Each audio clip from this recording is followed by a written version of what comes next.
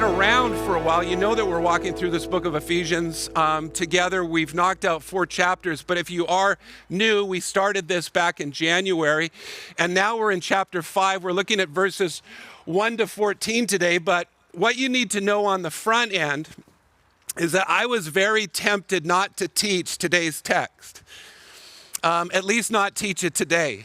I knew this text was coming, but as I sort of was looking at the calendar and realized that this text falls on the day that we start outside gatherings and in-person gatherings in a parking lot, I was thinking, really, we're going to go through this text today?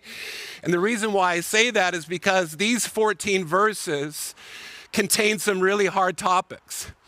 Some topics that sometimes we're uncomfortable talking about, topics that there is disagreement in regards to them in the city, especially in our world, but even in the church.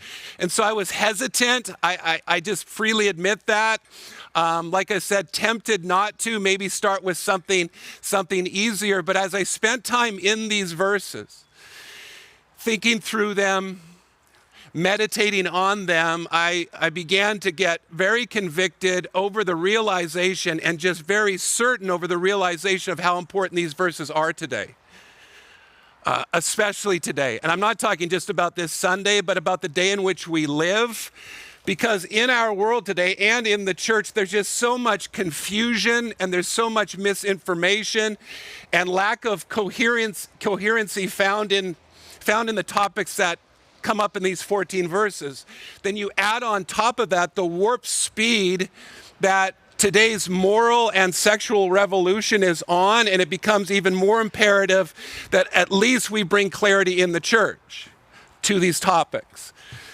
At least in the church. I know there's confusion outside of the church, but there's even confusion in the church, and so I think, again, it's imperative that we address them. Our passage, if you look at verse 1, it begins with Paul writing there, "Therefore, be imitators of God as beloved children." This verse, if you were around last week, takes us back to chapter 4. That therefore takes us back, in fact, to verse 32, which you can see in your handouts, where Paul ended chapter 4 by writing, "Be kind to one another, tender-hearted, forgiving one another as God in Christ forgave you. Therefore," verse 1 of our chapter, "therefore be imitators of God as beloved children." It's actually a very, very sweet and simple call that begins chapter 5. It's the call of Paul to the children of God. Kids, be like your father. Imitate your father. Like a 4-year-old imitates his construction worker dad, but don't put on, a tool belt, work boots, and a helmet or whatever, but put on what? Like your father, put on kindness, put on tenderheartedness, put on forgiveness. Mimic your father. Act like your father. That's verse 1. But don't act like your father, like an actor plays a part, but as we've been talking about over the last number of weeks, be on the outside of what you are on the inside already. And on the inside, you've been transformed. You're a child of God. God is your father. You're a co-heir with Christ. You've been given and sealed and empowered by the Holy Spirit. So as you live your life, what Paul says, as you live your life, give a glimpse of your father to the world around you. That's the first call. That's verse 1. Verse 2 begins with a second call. And the second call is act like your brother, talking about Jesus. Verse 1, imitate your father. Verse 2, act like your father. Specifically, what Paul begins verse 2 by saying is, and walk in love.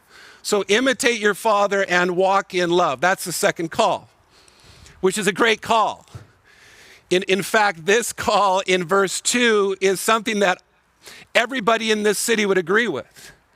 If you went down to Main Street, or you went down to Granville Street, or you went to Davie, and you pulled aside people walking down the sidewalk and just asked them, do you think we should walk in love? Everybody would give you a high five, slap you on the back, give you a virtual hug. We're into this. Our world is into love big time.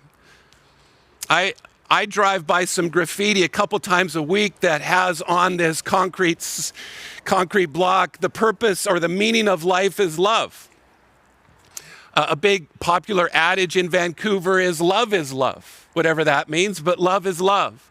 The Beatles sang, all you need is love, right? Right? Again, Rock 101.3. So our world is big on love. That's my point. Everybody holds to this. But here's the question. What is love? I mean, if you stop people and say, are you into walking in love? Everybody's in agreement to that. They're in. They bought in. Absolutely. But what is it? How would you define it? Because our world says things like you can make love. Well, what are we making? Don't answer the question. What are we making? Or we say things like we can fall in love. Or we can fall out of love.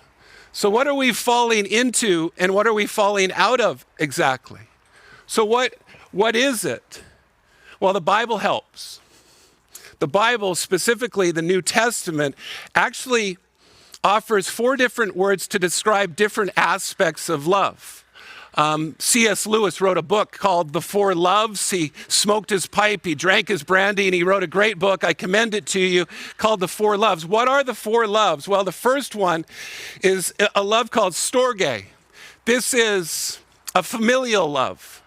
This is a love that siblings have for each other. This is a love that children have for their parents. But most of all, this is a love that parents have for their children. One describes this love as the most natural and emotive and diffused of loves, meaning it's not contingent upon anything. Parents love their children because parents love their children. It's really strange if you've ever come across a parent that doesn't love their child. This is storge love, familial love, deep love, a love not contingent upon anything else. And then there's phileo. Phileo is a brotherly love. Philadelphia is the city of brotherly love. Philanthropy is a word that means a love for humanity. Anthropos, humanity or man, a love for humanity. This is the love that King David had for Jonathan. He had phileo, that type of love. And then there's eros. Eros is a romantic love. You can hear the word erotic in it. This is the Song of Songs, if you've ever read it. This is a love that speaks of infatuation. This is the love that gives you butterflies in your stomach. This is the love that keeps you up at night. This is the love that keeps, or it actually changes the most blue collar of men to start writing poetry out of nowhere. That's this type of love. It's beautiful, this type of love. It's a great gift, but don't confuse eros with sex. It can lead to that, and oftentimes it does, but it's possible to have sex and not have eros. People do all the time. So there's eros, and then the last love that's described in the scriptures is agape love. And why I point that out is this is the love that Paul is calling us to walk in verse 2. What is agape? Well, this is the love that's greater than faith and hope. Faith, hope, and love, but the greatest of these is agape. This is a love that's not dependent upon circumstances or kinship or friendship. It's not dependent upon feelings. It's the kind of love that is sometimes translated as charity because it's a giving love. For God so loved that he gave. And this is how Paul defines love in verse 2. Just take a look at it. And walk in love as Christ loved us and gave himself up for us. There's the definition. A fragrant offering and sacrifice to God. So this is the first part of our definition. What is love? Well, the love that we are called to walk in. Midtown, what we're called to walk in is self-sacrificing love. It's a love that gives itself up. Not only, there's more to the definition, but this is where it starts. This is how we are to love our neighbors as ourselves. This is a love that doesn't only look out for its own interests, but the interests of others. It's a love that counts others as more significant than themselves. And therefore, if your view of walking in love is, I'll put in as much as I receive, that love is a 50-50 sort of relationship, a love based on emotion, a love contingent on merit, then you're not walking in agape.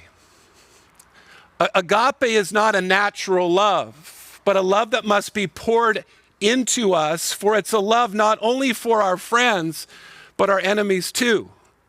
It's a love that hangs on the cross and says, Father, forgive them. This is an in spite of love, a love we put on, a love we give regardless. It's a purposeful love. It's the Good Samaritan's love. If you're married, you may fall out of eros. Eros comes and goes, but you're never to fall out of agape. It is wrong for me to have eros for anyone else other than my wife. And that may come and go over times, but I am never allowed to stop loving her in this way until death parts us. That's this love. Agape doesn't rest on family. Agape is the first fruit of the Spirit.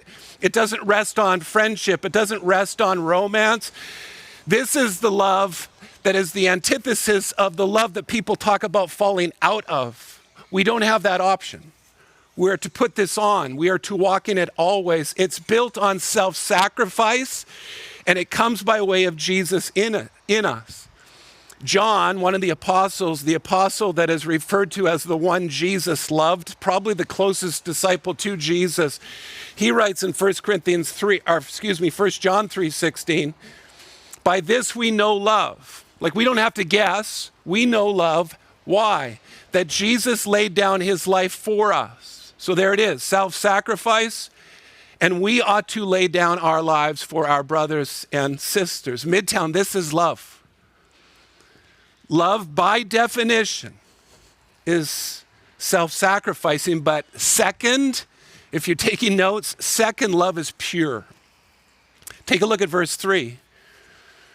Paul writes there, but sexual immorality and all impurity or covetousness must not even be named among you as is proper among saints.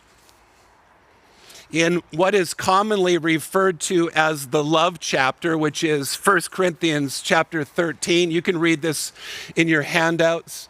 Paul writes in verse 6, love does not rejoice in wrongdoing, but rejoices in the truth. Paul is actually even stronger in Romans 12 when he writes in verse 9, let love be genuine. What does genuine love look like? Well, abhor what is evil, hold fast to what is good. Is that even possible? Is it possible to love and hate at the same time? Because that's what Paul is calling us to do here. Abhor evil. Is that possible? Well, I think from a physical standpoint, we get this. If someone you love has cancer, for example, you hate what's in him or her. There's an organization, not to offend you, called F Cancer. It's not the full name. I won't give you the full name. I don't really like the name, but I get the sentiment. Cancer is evil. You want it gone.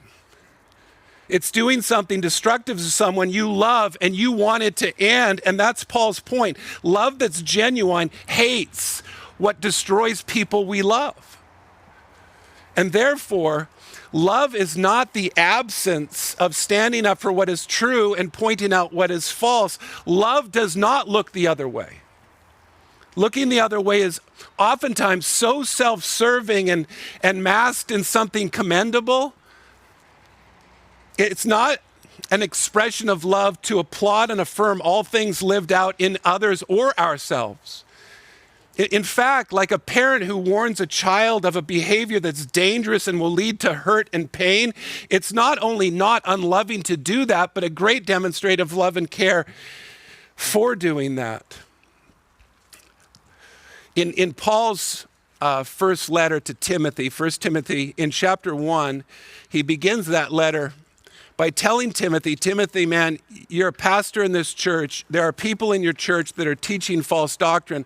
I charge you to tell them to stop teaching. That's part of your role. And then he adds, and again, you can see this in your handouts, he adds this in verse 5, the aim of our charge is love that issues from a pure heart and a good conscience and a sincere faith. Meaning, our motive is love in this, Timothy. We care for this church. We care for the people in this church. This comes out of a place of love for them.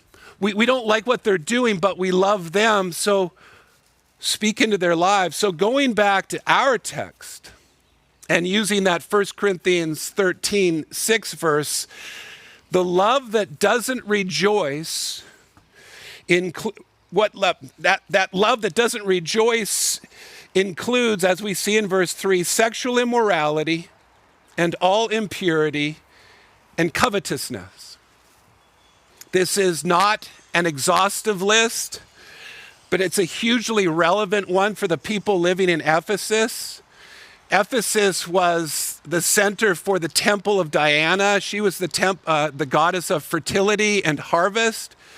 Temple prostitution was rampant in Ephesus. Ephesus was a highly sexualized city. So Paul addressing this to the church in Ephesus makes sense. Theirs was a sexualized city like ours is a sexualized city. And so he names these things in verse 3. What is sexual immorality? How does the Bible define it? Well, sexual immorality is the Greek word porneia. Probably heard this before. It's where we get the word pornography. When you add sexual immorality with all impurity, these are terms biblically speaking that cover, and I want to be really clear in this, cover every kind of sexual relationships that's outside of a marriage between a man and a woman. This also includes what we fantasize about as Jesus taught in the Sermon on the Mount. That's sexual immorality, that's all impurity. Covetousness, which also comes up in verse 3, in context most likely refers to using another simply for our pleasure. Either physically, friends with benefits, for example, or mentally with lust and pornography and masturbation. Here's how I would sum up verses 2 and 3 together. If verse 2 is a call to put on love, then verse 3 is a call to put off lust and everything connected with it. As Paul says at the end of verse 3, this is not proper among the saints. And to emphasize this, as you look at the verse, under the inspiration of the Holy Spirit, I remind you, this shouldn't only not be practiced, it shouldn't be even named among you. This shouldn't be something that you talk about all the time. It shouldn't titillate you. It should be put off. And nor should it be joked about in verse 4. He writes, let there be no filthiness, nor foolish talk, nor crude joking, which are out of place. So don't talk about it. Don't joke about it. Don't find humor in it, which I got to be honest with you. This week, this verse specifically was very convicting to me because I think too oftentimes there are things that I watch or I listen to or maybe even read about that finds humor in things that offend my Father in heaven. Psalm chapter 1, verse 1 talks about the blessed man, the blessed woman. The blessed man is one who meditates on the law, doesn't sit in the seat of scoffers. And I think about some of the things I watch and listen to, and it seems that there's a lot of scoffing going on, and I find entertainment in that. I like the humor too much. I laugh at it. And I was very convicted in that this week. There are things that I need to put off when I reflect on this. I don't want to be entertained by what mocks my Father. That's Paul's point. Instead, Paul writes at the end of verse 4, instead of doing this, let there be thanksgiving. Thanksgiving for what? Well, obviously, thanksgiving for anything that is good and right and true and pure, but in context, thanksgiving for sex. Sex is something that God designed and came up with. Sex and all of the emotions and feelings and experiences attached to it is beautiful and lovely and wonderful. It's not dirty. It's not icky. It's something that God has gifted us with it. So don't belittle it, is Paul's point. Don't belittle it by being crude about it. It comes from your Father. It's the greatest of gifts, one of the greatest of gifts. And don't make it something that it isn't. And again, hear me on this. By participating in it outside of the context of God's design for marriage between a man and a woman. As Jesus affirmed in Matthew chapter 19, when talking about marriage, he went all the way back to God's design for marriage in the garden and said, have you not heard, have you not read that a man is to leave his father and his mother and then be united to his wife, and the two at that point become one flesh? That's the sequence. Those are the players. And now you may have a clear grasp on why I was tempted not to teach this text outside, to not begin here. Because I know full well, like you do, the reaction this position brings. To hold these views gets you labeled, right? It gets you labeled as judgmental, hateful, unkind, archaic, a dinosaur, the wrong side of history. It gets you labeled un-Jesus-like. It gets you labeled as homophobic. Ironically, in the context of chapter 5, it gets you labeled as unloving. I also realize that this topic, especially as it relates to the LGBTQ plus dialogue today, demands a very careful and thoughtful response. I get that. That the heat surrounding this topic, as we know, is such that it's almost impossible to get into a debate or a dialogue with someone who disagrees with you. I don't have time to do that all today, but I have several times in my ministry life. And in your handout or on your phone, you can see a link to one of those messages that I've given that takes some time to really dive deep into it. And so if you have questions about this and the church's response and why do we land where we land, give it a listen. If you have questions coming out of it, that's great. Happy to answer those questions. But here in spite of the possible reaction that this landing point, what I've unpacked for you today, brings, here's why I take the chance to teach it. And it shows up in verses 5 and 6. Take a look at it. For you may be sure of this, that everyone who is sexually immoral or impure or who is covetous, that is an idolater, has no inheritance in the kingdom of Christ and God. Let no one deceive you with empty words. And there are a lot of empty words today. For because of these things, the wrath of God comes upon the sons of disobedience. As I said earlier, this is not an exhaustive list, but it is certainly a relevant list. In other places, Paul includes things like greed, drunkenness, disobedience to parents, gossip. Just for example, he gives more. This is not the super sin that supersedes all other sins. This is just a relevant one where Paul is addressing a church in this city. But this is what we have in our text, and we must teach it. I must teach it and I'll get really personal with you. I got to stop hitting that. As a pastor and a teacher of the Bible, nothing scares me more as a teacher to teach in such a way that gives people the idea that at the end of their life, they will stand before God okay when they're not. I can't imagine serving in that role. I would rather be categorized. I would rather be reviled than choose to look the other way. False prophets in the Old Testament were known as people who preached peace and safety when there was none.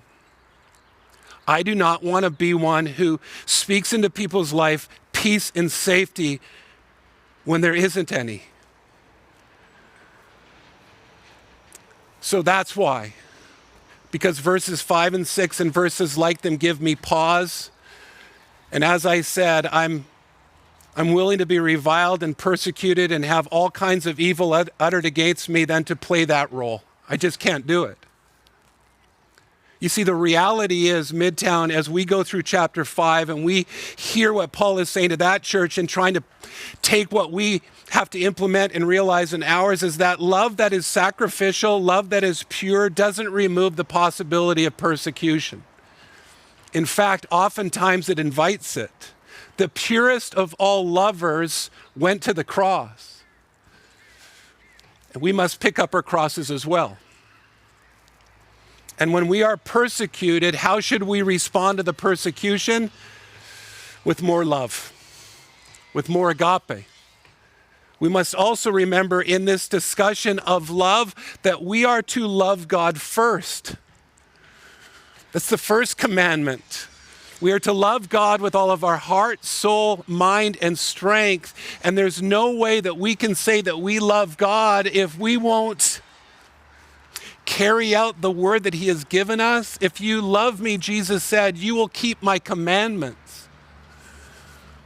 We are to love God, and out of that, we are to love our neighbor as ourselves. So when we're talking about this discussion of what is love? Love is sacrificial. Love is pure. And lastly, and I'll wrap up with this, love is light. Love is light. Take a look at verses 7 to 14. I'll read it and then very briefly make a couple of comments. Therefore, do not be partners with them. Let me just stop there. This isn't talking about friendship. This is talking about buying in. This is talking about yoking yourself, going along with this. This is obviously not talking about friendship, especially with those who don't know Jesus. Paul makes it very clear that we are to be friends with those who don't know Jesus, living these lives. He makes that really clear in 1 Corinthians chapter 5, verses 10 and 11. This is a buy-in. This is a partnership. This is a coming together. For at one time you were darkness, but now you are light in the Lord. Walk as children of light, for the fruit of light is found in all that is good and right and true. And try to discern what is pleasing to the Lord. Take no part in the unfruitful works of darkness, but instead expose them. For it is shameful even to speak of the things that they do in secret. But when anything is exposed by the light, it becomes visible. For anything that becomes visible is light. Therefore it says, awake up, O sleeper, and arise from the dead, and Christ will shine on you. Lots here. And some of it is very confusing. So let me just sum it up this way. What Paul is calling us to here is to live a life of love as God defines it. That's his call. Live a life of kindness and tenderheartedness and forgiveness and self-sacrifice. Clothe yourself in them. That's these 8 verses. Live a life of purity too. Be ready to give an answer, but don't be preachy. Don't be preachy. Ironically, as I say that, don't be preachy. Be ready with an answer, but don't be preachy. Just live purely. Live like this in this world, and you will stand out like a city on a hill in this world. That the job of the church, by the way, isn't to tell people outside of the church how to live anyways. That's not our job. If you're single, what's Paul's counsel here? Live holy. That's his counsel. Commit yourself to holiness when you're alone and when you're not. If you're married, eros, your spouse only. physically and mentally. And let's not joke or make light of what grieves our Father. Instead, let's agape each other. Let's annoy each other with our self-sacrificial love. That's his counsel. This is what it means to live as light. You are light in the Lord, so live as light. And sometimes, yes, living as light will get you mocked. It will. Don't be surprised. And don't question your choices merely on other people's reactions, because people love darkness more than light. Because light, just by living your life, exposes darkness. And it'll upset some people. That's hard, but that's okay. Just don't play the role of a dimmer switch. You know what I mean? Don't bring down the light. And here's the promise, going all the way back to the beginning of our text in verse 2. Living a life like that will be a sweet fragrance to your Father in heaven. It'll smell sweet to him. And to some, yes, it will smell sour. But then as you look at the end of our chapter and look at verse 4, our text, look at verse 14. To others, it will smell like life, and it will wake them up. That's verse 14.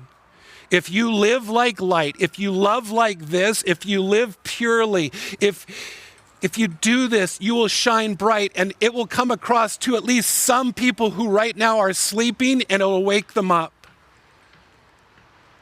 Awake up, O sleepers. That's Paul's point. To those that are now dead spiritually, it will arise them from the dead, and Christ will shine on them. That's why we have to give ourselves to this. So there you go. What is love? Love is sacrificial. Love is pure. And love shines as light to the world. So Midtown, as I close by reminding you of our two calls. Imitate your Father. Kindness, tenderheartedness, forgiveness. Imitate your Father. Help people taste your Father in heaven, and walk like your brother. Walk in love. Sacrificial, pure, light to the world love. Let me pray.